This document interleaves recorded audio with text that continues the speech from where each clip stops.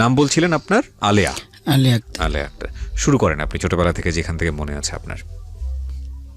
আমার জন্ম ঢাকাতে। আচ্ছা। ঢাকাতে আমরা 5 ভাই বোন। আমি যখন আমার বয়স যখন 2.5 বছর, তখন আমার আব্বা আম্মা আমাদের আর্থিক অবস্থার কারণে আমাকে আমার নানু বাড়িতে রেখে আসে।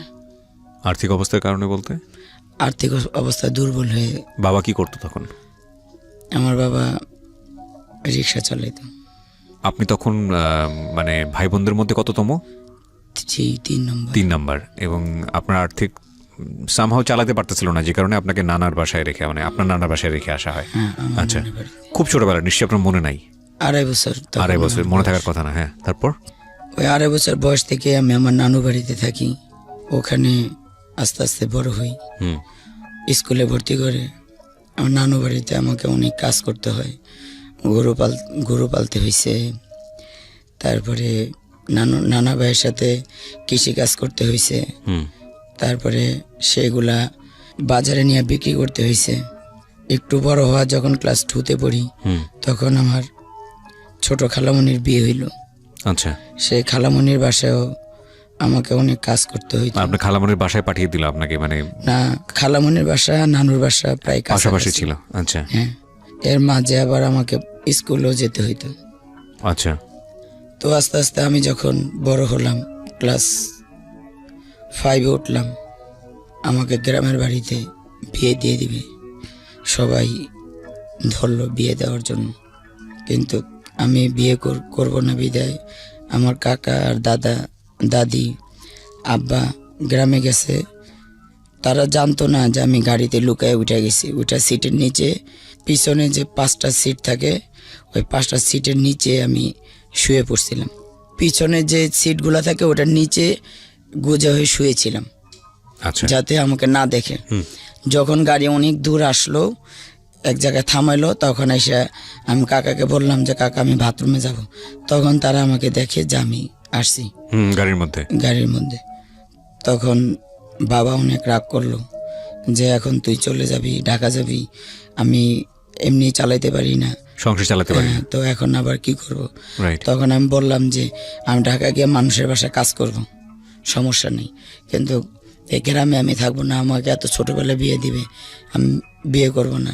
আর এখানেও আমার অনেক কষ্ট, আমার গরু পালতে হয়, এই সংসার দেখতে হয়, এখানে আমার অনেক কাজ করতে হয়, ও বাড়িতে কাজ করতে হয়। তো আমি আব্বাকে বললাম যে আমি এখানে থাকবোই না, চলে যাব। তারপর আনবেই না। পরে আমার ছোট কাকা বলল যে আচ্ছা আগে ঢাকা যাক, যদি ওখানে ও না থাকতে পারে বা কিছু না হয় তখন আমরা আবার দেখবো নি, পরে লাগলে নিয়ে আসবো। এখন তো গাড়ি অনেক দূর চলে আসছে, তো ঢাকা চলে যাই। আচ্ছা। তো ঢাকা চলে আসলাম। আসার পরে আম্মা রাগ করলো যে চলে আসছ, আমার আব্বা আম্মার ওইখানে তো কেউ নাই, ওদেরকে দেখবে, আমার বোনটারও বিয়ে হয়ে গেছে, তো তুই চলে আসলি। আমি বললাম যে আমি ওইখানে থাকবো না, ওইখানে থাকলে খালি বিয়ের কথা বলে। তো এইভাবে চলতেছে।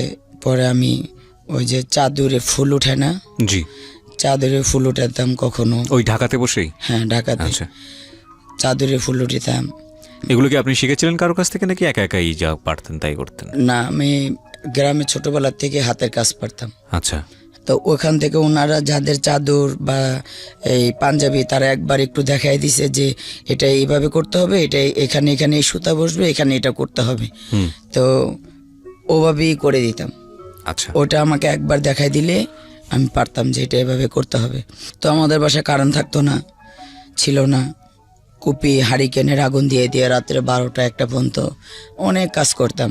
মাসে তখন ভালো টাকার কাজ করতাম, 3,000-4,000 টাকার কাজ করতাম এই হাতের কাজ। তারপরে একজন বলল যে আড়ঙের কাজ আছে, অনেক দাম পাওয়া যায়, 1 সুতার কাজ, যদি তুই করতে পারিস তাহলে আমি আড়ং থেকে কাজ এনে দিব। তা আমি বললাম যদি স্যাম্পল দেখাইতে পারেন আমি করে দিতে পারবো। তো ওখান থেকে এক একটা চাদর করতাম, চাদর নিতাম, 7,000-5,000 টাকা মজুরি দিত। 2টা বালিশের কভার, একটা চাদর, এটা হলো 1 সুতার ভরাট গোলাপ করতে হইতো। এক চাদরের কোনায় 5টা করে আর মাঝে 10টা, আর বালিশে করতে হইতো কোনোটা 4টা, কোনোটা 3টা, কোনোটা 5টা, ছোট ছোট করে। এগুলো এক সুতা দিয়ে বিভিন্ন কালারের সুতা, এক একটা ফুলে, এক একটা পাপড়িতে, এক একটা পাতায় এক এক কালার বসান লাগতো। আচ্ছা, ওই সুতাগুলো ম্যাচিং করে করে ওই কাজগুলো করে দিলে মানে তখন আপনার লেখাপড়া আপনি বন্ধ করে দিলেন? হ্যাঁ, লেখাপড়া আমার বন্ধ হয়ে গেল। তো যখন এভাবে কাজ করতেছি, সংসারে একটু সাপোর্ট দিতেছি, 2-3 বছর গেছে, তখন একজন বলল যে ফার্ম গেট তেজকুনিপাড়া একটা স্কুল আছে, ওইখানে নাইট স্কুল, আচ্ছা ওখানে বিনা পয়সায় পড়ানো হয়, আচ্ছা, তুই ইচ্ছা করলে ওখানে গিয়ে পড়তে পারিস। তখন আমি বললাম যে আমি তো অত দূর চিনি না, বা ওই স্কুলে কীভাবে গিয়ে ভর্তি হইতে হয় আমি জানি না, আমাকে যদি নিয়ে যাস। কয়, ও বললো যে আমি তো ওখানে পড়ি, আমার সাথে যাস, গেলেই ভর্তি করে নিবে। আম্মাকে বললাম, আম্মা কিছুটা রাজি হলো, আব্বা মোটেই রাজি হলো না, যে না। আর আব্বা, আমি ওখান থেকে আসার পর আব্বা আমার সাথে ভালো করে কথা বলতো না। আচ্ছা, তো কথা বলতো না, আমি তাকে বিছনা করে দিলে সে ঘুমাতো, সে যখন যা দিতাম শুধু ভাত বেড়ে দিলে আব্বা খাইতো না, আমার সাথে কথা বলতো না। তো এটা নিয়ে আমার মনে অনেক কষ্ট, অনেক। আমার ছোটো বোনটাকে যখন আব্বা আদর করতো, টাকা দিত কোলে নিয়ে, তখন আমার কষ্ট লাগতো, আমি কান্না করতাম চুপে চুপে। আব্বা আমাকে কোনো হেল্প করতো না। তো মাকে বললাম, মা বললো যে নাইট স্কুল, রাত্রে আবার অত দূর থেকে, মেয়ে মানুষ, তুই কীভাবে আসবি? আমি বললাম যে আমার জন্য চিন্তা করা লাগবো না, আমি সন্ধ্যার সময় যাব, এখান দিয়ে পুরান এয়ারপোর্ট দিয়ে হাঁটতে হাঁটতে যাব, ওই মাথায় বের হয়ে ওইখান দিয়ে ভিতর দিয়ে ঢুকে নাখালপাড়া ঢুকে তেজকুনিপাড়ায়, ওইখান দিয়ে ঢুকে আমি ক্লাস করে আসার সময় মেইন রোড দিয়ে আসবো, আগারগাঁও শেরাপাড়ায় দিক দিয়ে হয়ে মেইন রোড দিয়ে আসবো, আপনি আমার জন্য চিন্তা করেন না। তো মা মেয়ে মানুষ দেখে অনেকটা ভয় পেল যে কি না কি হয়। তো আমি বললাম যে আমার জন্য কোনো চিন্তা করেন, আর আমি তো একা আসবো না, অনেকে এখানে পড়ে যারা যারা, তাদের সাথে আসবো, আর না হইলে আমার জন্য চিন্তা করবেন, আমি আসতে পারবো। আব্বা বললো, মা বললো আমি তো কোনো গাড়ি ভাড়া দিতে পারবো না। বলছে আমার কোনো গাড়ি ভাড়া লাগবে না, আমি হেঁটেই যাইতে পারবো, হেঁটেই আসতে পারবো। কোথা থেকে হেঁটে যাবেন? তখন বাসা ছিল কোথায়? বাসা মণিপুর ছিল। মণিপুর বলতে ওই যে এখন যে হার্ট ফাউন্ডেশন 2 নম্বর থানা, ওখান থেকে এই ফার্ম গেট পর্যন্ত হেঁটে আসতে হবে। হ্যাঁ, হেঁটে হেঁটে আসতে নাইট হবে। স্কুলে পড়াশোনা? Night school. জি। স্কুলটার নাম হলো UCP school, under people and children educational programs. এই স্কুলটা অনেক কষ্ট করে তাদের রাজি করে স্কুলে যাওয়া শুরু করলাম। এই হেঁটে যাই, হেঁটে আসি, ঝড়েও হেঁটে যাই, রৌদ্রেও হেঁটে যাই, যত বৃষ্টি ঝড় তুফান হোক হেঁটে যাই, হেঁটে আসি। এভাবে করতে করতে ওখান থেকে 6, 7, 8 পর্যন্ত পড়াশোনা করলাম। আচ্ছা। 8 পর্যন্ত পড়ার পরে এই মিরপুর যে জার্মান টেকনিক্যাল, ওর কাছাকাছি হলো ইউসেফ টেকনিক্যাল, ওখানে আনলো আমাদেরকে কাজ শেখানোর জন্য। আচ্ছা। ওখানে 2 বছর কাজ শেখায়। তো এখানে গার্মেন্টস আছে, মেয়েদের জন্য নিটিংস আছে, তারপর টেলারিং আছে, ইলেকট্রনিক্স আছে, কিন্তু আমি কাজ বেছে নিলাম ইলেকট্রনিক্স। ওখানে 2 বছর কাজ শিখলাম। কাজ শেখার পর আমাদের চাকরি হলো 2093 সালের 1993 সালের আগস্টের 1 তারিখে আমরা সিঙ্গার আচ্ছা জয়েন করছি। আচ্ছা। তো জয়েন করার পরে ওখানে চাকরি, আমার স্যালারি 10,000 টাকা হয় শুরুতেই। বাহ। 10,000 টাকা স্যালারি হয়। ওই যখন আমার চাকরি হয় তখন আমার খালু পাপা মারা যায়। খালু পাপা মানে? মানে আমার খালার হাজব্যান্ড আর কি। আচ্ছা। তো উনি মারা যায়। তো ওনার 6টা ছেলে মেয়ে রেখে গেছে। একটা ছেলে কিছুদিন পরে পানিতে মারা গেছে পরে, আর 5টা ছেলে মেয়ে। ওনার সংসারের হালও আমাকেই ধরতে হয়েছে। মানে আপনি নিজের সংসারের হাল ধরার পাশাপাশি আপনার ওই খালুর সংসারের হালও আপনি ধরেছেন? হ্যাঁ, কারণ খালাম্মাকে সাপোর্ট দেওয়ার মতন কেউই ছিল না। আমার নানারও তো ওরকম কোনো ইনকাম ছিল না, ওনার সংসারিক যা আসতো তা দিয়ে তাদের চলতো। আমার মামাটা একটু বান্ডালি ছিল, তাদের দেখতো না। ও ঘরে একটা ভাই মারা যাওয়ার পরে খালাম্মার আরও 5টা ছেলে মেয়ে, তাদেরকেও কাউকে মাদ্রাসায়, কাউকে নোয়াখালী কোলান্দি হাই স্কুলে ভর্তি করে দিলাম। তাদেরকে পড়াশোনা করাই, বাবা মাকে চালাই, এদিকে নানা নানুকেও কিছু মাঝে মাসে হেল্প করি। কারণ 93 সালে 10,000 টাকা মোটামুটি অনেক। আমি ঠিক চাকরি শুধু করতাম না, এর পাশাপাশি বাসায় এসে তারপরে অফিসে লাঞ্চ আওয়ারে, তারপরে অফিসে যাওয়ার আগে, বন্ধের দিন আমার হাতের কাজ চলতোই। আমি আড়ঙ্গের কাজ করতাম, বেশিরভাগ পাঞ্জাবি আর চাদর। তার মানে আপনি চাকরি করে ইনকাম করতেন, পাশাপাশি আপনি বুটিকের কাজ করেও ইনকাম করতেন? হ্যাঁ, ইনকাম করতাম, আচ্ছা যাতে সবাইকেই সাপোর্ট করতে পারি। আচ্ছা।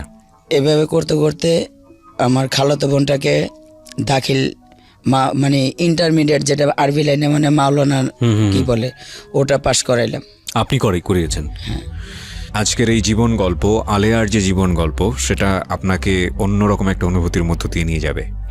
শুধু এতটুকুই বলতে পারি, কজ আমি তো কিছুটা সামারি জানি এবং বাকিটুকু আপনারা আজকে জানবেন। আমি শুরুতেই আপনাদেরকে বলবো যে এই অনুষ্ঠানটি একযোগে প্রচার করা হচ্ছে আমাদের ইউটিউব চ্যানেলে, ঢাকা FM 90.4 নামে আপনি সার্চ দিলেই আমাদের চ্যানেলটি পাবেন। বিনীতভাবে অনুরোধ হচ্ছে ওখানে গিয়ে আপনি সাবস্ক্রাইব করে নোটিফিকেশনটা অন করে নেবেন। এবং এই অনুষ্ঠানের ছোট্ট ভিডিও ফুটেজ সেটা থাকবে আমার পার্সোনাল ইউটিউব চ্যানেলে www.youtube.com/rjkibriafm। আমি আবারও বলছি www.youtube.com/rjkibriafm।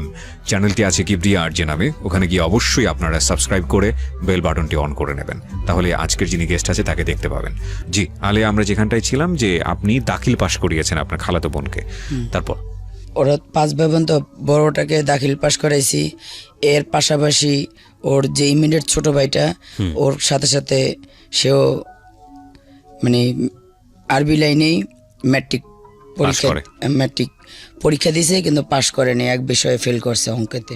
আচ্ছা। হ্যাঁ, তো আর বাকি যে 3টা ওরাও পড়ছে। কেউ ছোট যে মেজো ভাইটা আমার খালাতো ভাই, তাকে কোরআনে হাফেজ বানাতে চাইছিলাম, সে 17 পারা পর্যন্ত পড়ে আর পড়েনি। আর ছোটটা ও ক্লাস 8 পর্যন্ত পড়াইছি। তারপরে আরেকটা বোনকেও ম্যাট্রিকে আনছি, ওটাও আর পড়েনি। তো এভাবে করে তাদের এদিকে আমার যে ছোট ভাই বোন, আমার ছোট আরও এক ভাই এক বোন, জি, তাদেরকেও আমার যত সাপোর্ট দেওয়ার দরকার, মানে তাদের যত চাহিদা, কাপড় চোপড়, খাওয়া বা পড়ালেখার সাপোর্ট বা যেখানে যা, ওরা আমার ছোটো বোনটা সবসময় আমার কাছে বায়না করতো, আব্বা আম্মার কাছে তেমন বায়না করতো না। আমার ওই জামাটা পছন্দ, আপা আমার ওই খাবারটা পছন্দ। তো এগুলা যার যার চাওয়া সবসময়, যেহেতু ওই সময় আমার ইনকামই বেশি সবার থেকে। তো এর ভিতরে আমার বড় ভাই বিয়ে করে, সেও বেকার। আচ্ছা। তো বিয়ে করার পরে আমার বড় ভাইয়ের কোনো চাকরি নেই। তো আমার সিঙ্গারে সব সুপারভাইজার বসেরা খুব ভালোবাসতো আমার কাজ দেখে। মানে আমার কাজে কখনোই কোনো গাফিলাতি বা ফাঁকি ছিল না। আচ্ছা। আমি সবসময় ঠিক টাইমে পৌঁছাইতাম এবং চাকরি করতাম, ঠিক মতো মন দিয়ে কাজ করতাম, এজন্য সবাই আমাকে ভালোবাসতো। তো যখন আমার ভাই বেকার বিয়ে করলো, তখন আমি যখন এক বসকে ধরলাম যে স্যার, আমার ভাইকে একটা চাকরি দেওয়া দরকার, আমার ভাইয়ের বিয়ে করছে, তার সংসার হয়েছে, তখন বললো যে ঠিক আছে, দিলখোসা বাণিজ্যিক এলাকায় সিঙ্গার হেড অফিসে পাঠিয়ে দিও, আমি ওর সাথে কথা বলবো। আচ্ছা। তো ভাইয়াকে ওইখানে ঠিকানা দিয়ে পাঠাইলাম। যাওয়ার পর ভাইয়ের চাকরি হলো ড্রাইভিং বিষয়ে। বেতন কত ধরছিল ওটা আমার মনে নেই, কিন্তু ভাইয়া যাওয়ার পরই স্যার চাকরিটা দিয়ে দিল। ভাইয়াও একটা সাপোর্ট দেওয়া শুরু করলো আমাদের সংসারে।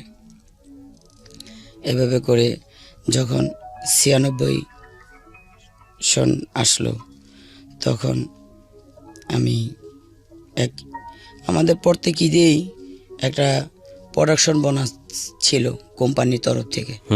তো ও বছরও আমি কোম্পানির প্রোডাকশন বোনাস, তারপরে আমার বেতন, তারপরে এমনি ঈদ বোনাস নিয়ে প্রায় 50,000 টাকা পাইছি। 50,000 টাকা পাইছি। যখন ওখান দিয়ে আসতেছিলাম হামায়তপুর বাস স্ট্যান্ডে আসার সময় আমি বড় ধরনের একটা অ্যাক্সিডেন্ট হই। সেই অ্যাক্সিডেন্টে প্রথমে ভেবিতে মারার পরে আমার উপর দিয়ে, কোমরের উপর দিয়ে আমার গাড়ি উঠে যায়। উঠে গেলে আমার কোমরের 4টা হাঁটি ভেঙে যায় এবং আমার হাত কেটে যায়। গ্লাস ব্যাংকের গাড়ি ছিল, তো আমার হাতে 19টা সেলাই পড়ে। আচ্ছা আচ্ছা। তখন এত পরিমাণ ব্লাড হইতেছিল সবাই বলতেছিল যে আমি আর বাঁচবই না। সবাই যখন একদম হলো তখন আমাকে ভেবিতে করে নিয়ে আসলো পঙ্গু হসপিটাল। তো ওখানে যাওয়ার পরে ডাক্তাররা আমাকে দেখলো, দেখার পরে প্রথমে আমার এই হাতটা সেলাই করলো, 19টা সেলাই পড়ছে আমার হাতে। তো ওনারা এক হাতে আমার অনেক ব্লাড চলে গেছিলো, এক হাতে স্লাইন আর এক হাতে ব্লাড কালেকশন করলো। আমার ব্লাড গ্রুপ বি পজিটিভ, পরে ব্লাড দেওয়া শুরু করলো। তো প্রায় 16-17 ঘন্টা পার হয়ে গেল, কিন্তু আমার ইউরিনের পরিবর্তে শুধু ব্লাডই আসতেছিল। তো ডাক্তাররা বলল যে যদি এভাবে ব্লাডই আসতে থাকে, 24 ঘন্টা ভিতরে যদি ওনার ব্লাড না বন্ধ হয়, শুধু ইউরিন পাস না হয়, শুধু ব্লাড যেতে থাকে, তাহলে ওনাকে আমাদের কোনোভাবেই বাঁচানো সম্ভব না। আর আমি এমনভাবেই অ্যাক্সিডেন্ট হয়েছিলাম, আমার মুখে কি আকৃতি কোনো দেখার কোনো কায়দা ছিল না। আমার মুখে কোনো চামড়া ছিল না, ভুরু ছিল না, নাক ফেটে গেছিল, এই যে কপাল ফেটে গেছে, আমার সব মানে একদম বিকট চেহারা হয়ে গেছিল। তো ডাক্তাররা সবাই বলতেছে যদি ওনার ব্লাড বন্ধ না করা যায়। তো পরের দিন আমার যে বস ছিল মির্জা মোহাম্মদ মুহিউদ্দিন, আমার ওনারই মানে ফ্রেন্ড ডাক্তার ছিল, উনি আবার পঙ্গু হসপিটালের অনেক বড় ডাক্তার। তো ওনার সাথে আমার সে বসে যে ওনার সাথে বসে আমার জন্য বোর্ড মিটিং বসে আমাকে ট্রিটমেন্ট দেয়। 21 ঘন্টা পরে আমার ব্লাডের পরিবর্তে অল্প অল্প করে ব্লাডের সাথে ইউরিন আসা শুরু করলো। আচ্ছা মানে ব্লাডের পরিমাণ কমতেছে, ইউরিন পরিমাণ আস্তে আস্তে বাড়তেছে। কি যেন একটা ইঞ্জেকশন দিছে ওটার পরে। তো এভাবে করতে করতে আমার প্রায় ডাক্তাররা বলল সব টেস্ট করে যে আমি কখনো আর হাঁটতে পারবো না। এভাবেই যদি কখনো আল্লাহ চান তো জোড়া হয়, না হইলে আর না। তো আমার চিকিৎসা কি, আমার তো এখানে তো কোনো কোমরে তো কোনো ব্যান্ডেজ নাই, কোনো কিছু করা যাবে না। আমার চিকিৎসাটা কি মেডিসিন খেতে হবে আর একদম বিছানায় শুয়ে থাকতে হবে সোজা হয়ে, একদম নড়াচড়া করা যাবে না। যদি এভাবে শুয়ে থাকা যায় কোনো এক সময় হয়তো বা এটা জয়েন নেওয়া যাইতে পারে। তো এইভাবে করতে করতে প্রায় 2-2.5 বছর হয়ে গেল আমি বিছানায় শুয়ে আছি। মানে আপনি যে ইনকামের মানুষ, যার আয় দিয়ে খালার সংসার, আপনাদের সংসার চলতো, সেই মানুষ এরকম বিছানায় পড়া? হ্যাঁ, বিছানায় পড়া না, আমার স্যালারি আসতো। স্যালারি দিত? হ্যাঁ, আমার মান্থলি স্যালারিটা বাসায় পৌঁছাই দিত। বাহ, খুব ভালো সংবাদ। হ্যাঁ, তারপর? হ্যাঁ, প্রত্যেক মাসেই, কারণ আমি তো কোথাও বেড়াইতে গিয়ে আমার অ্যাক্সিডেন্টটা হয়নি, অফিসের কাজে হয়েছে। অফিসে থেকে ফেরার সময় অফিসের সামনেই আমি অ্যাক্সিডেন্টটা হয়েছি।